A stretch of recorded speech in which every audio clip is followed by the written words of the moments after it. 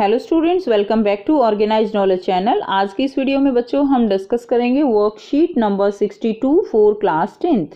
और ये वर्कशीट आपके लिए 2 दिसंबर 2020 के लिए शेड्यूल की गई है। और विषय क्या है बच्चों? विज्ञान। ठीक है, विज्ञान की ये वर्कशीट है।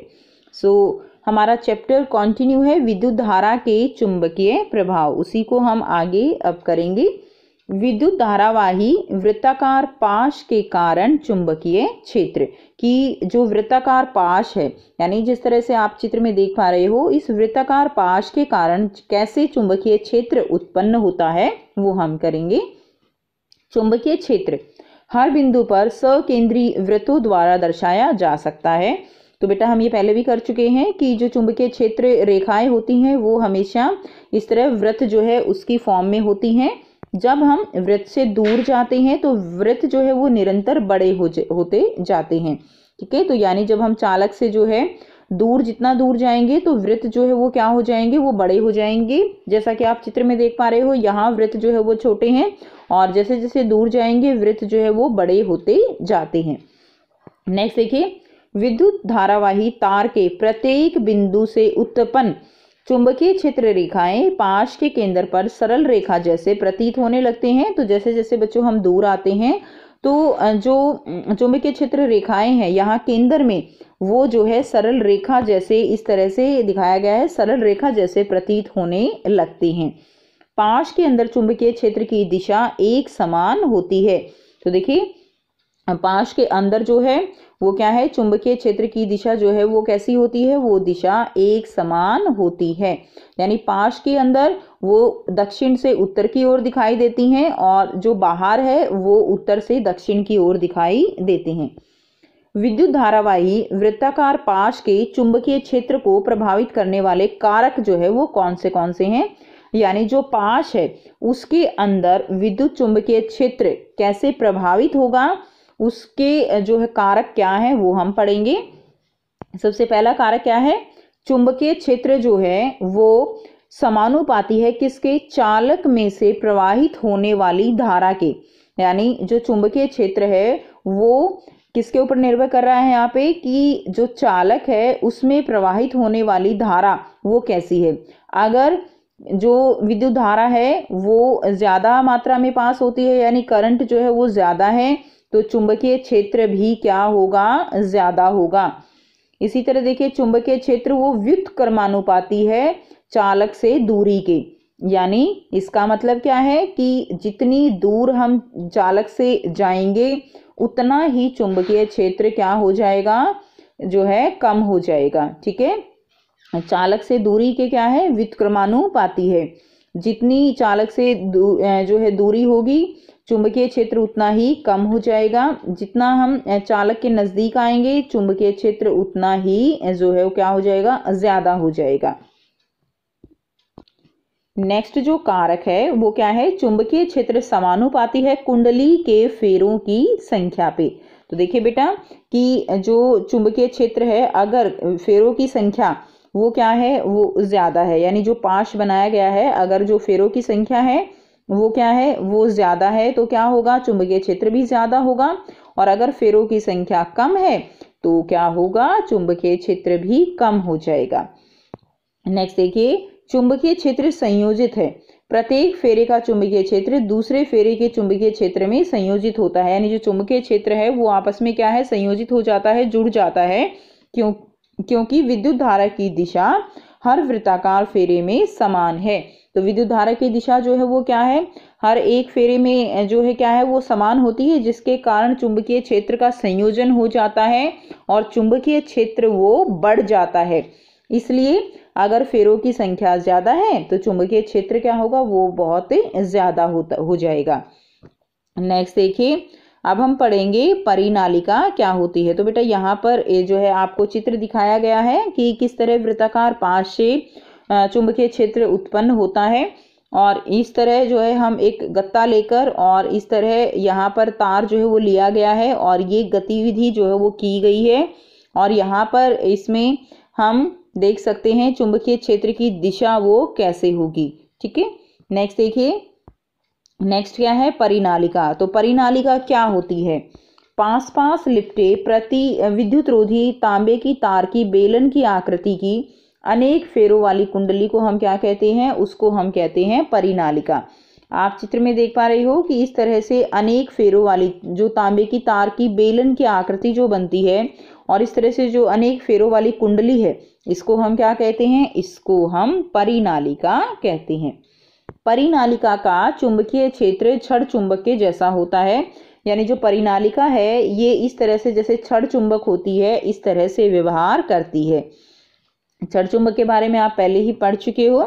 परिनालिका के अंदर चुंबकीय क्षेत्र एक समान है, वह समांतर रेखाओं के द्वारा दर्शाया जाता है। परिनालिका के अंदर जो चुंबकीय क्षेत्र है वो इस तरह से समांतर रेखाओं द्वारा दर्शाया जाता है। ठीक है, तो इस तरह से ये छड़ चुंबक की तरह जो है क्या करती है? व्यवहार करती है। चुंबकीय क्षेत्र की दिशा क्या होगी परिनालिका में?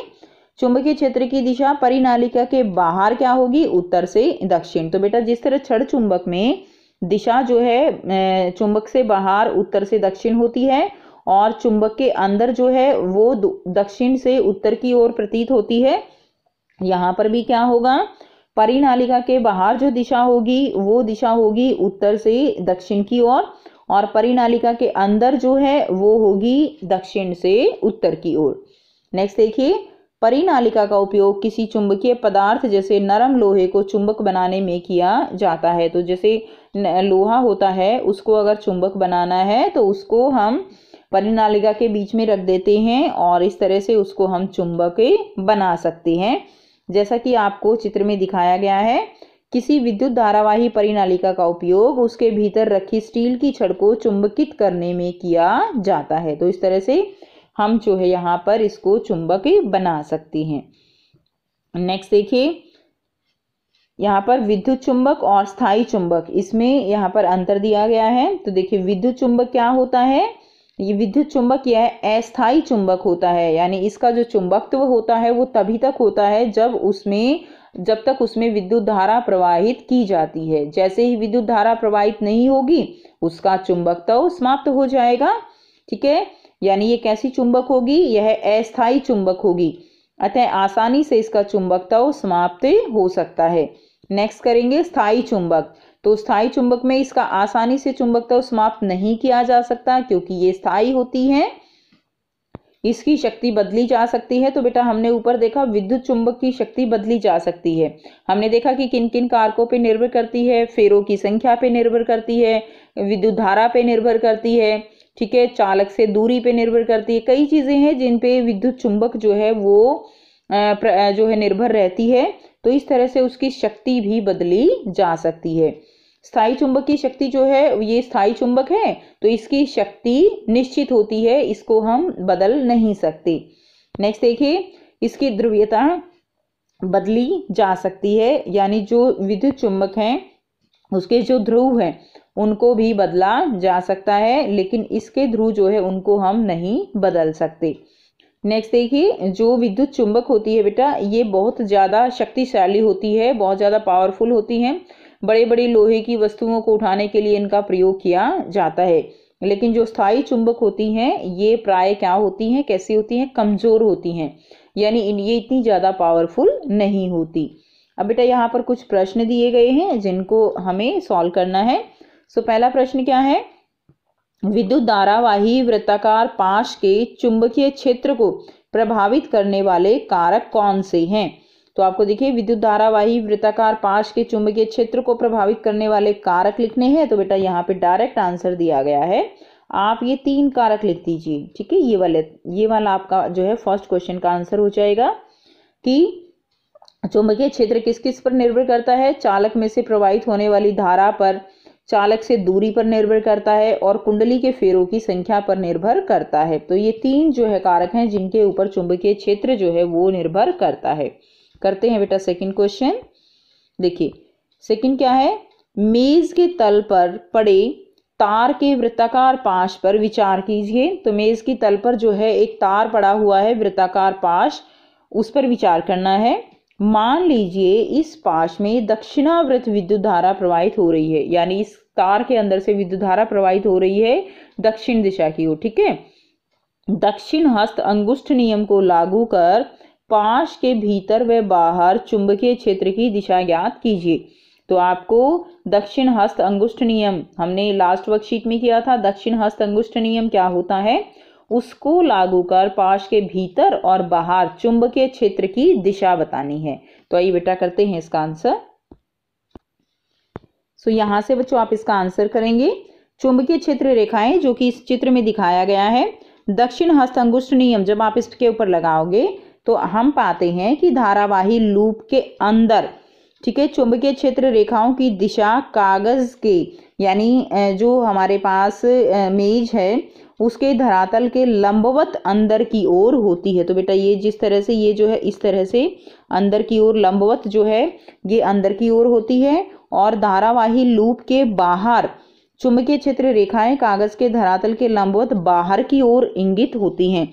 तो ये तो अंदर की ओर हो गया। जब ये जो है ये देखिए ये अंदर की तरफ आ रही है, जब ये बाहर की तरफ निकलेंगी तो ये ऊपर की तरफ जो है इस तरह से लंबवत निकलती और इंगित होती हैं। ठीक है, तो लूप के अंदर जो है मेज के अंदर जाती हुई दिखाई देंगी और लूप के बाहर जो है ये बाहर निकलती हुई दिखाई देती हैं। नेक्स्ट क्वेश्चन करते हैं बेटा। नेक्स्ट क्वेश्चन नंबर 3 है, विद्युत चुंबक क्या है और यह कैसे बनाया जा सकता है। सो ये जो है आपका प्रश्न 3 का उत्तर होगा। एक विद्युत चुंबक एक प्रकार का चुंबक है जिसे विद्युत प्रवाह द्वारा बनाया जा सकता है। लोहे के कोर के साथ पदार्थ के चारों ओर एक तार के माध्यम से विद्युत धारा प्रवाहित करके विद्युत चुंबक बनाए जाते हैं। विद्युत धारा पदार्थ के चारों ओर एक चुंबकीय क्षेत्र उत्पन्न करती है और इसे चुंबकित करती है और यह चुंबक में बदल जाता है। ठीक है, तो इस तरह से विद्युत चुंबक जो है उनका निर्माण किया जा सकता है। नेक्स्ट क्वेश्चन नंबर 4 क्या है, परिनालिका क्या है और परिनालिका में एक समान चुंबकीय क्षेत्र कहाँ होता है। तो देखिए परिनालिका क्या है, तो यहाँ से हम करेंगे 5-5 लिपटे, यहाँ से बेटा आप आंसर लिखेंगे 5-5 लिपटे विद्युत रोधी तांबे की तार की बेलन को आकृति में अनेक फेरों वाली कुंडली को क्या कहते हैं, परिनालिका कहते हैं। उसके बाद देखिए कहाँ पर चुंबकीय क्षेत्र समान होता है, परिनालिका के अंदर चुंबकीय क्षेत्र एक समान है।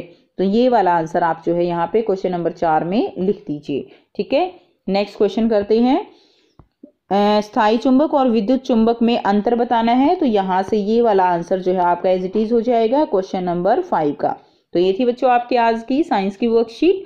आई होप बेटा आपको ये वर्कशीट क्लियर है। कोई भी डाउट है आप कमेंट बॉक्स में कमेंट करके पूछ सकते हो। वीडियो अच्छी लगी तो लाइक शेयर जरूर कर दीजिए, चैनल को सब्सक्राइब भी कर लीजिए। And thanks for watching, have a nice day.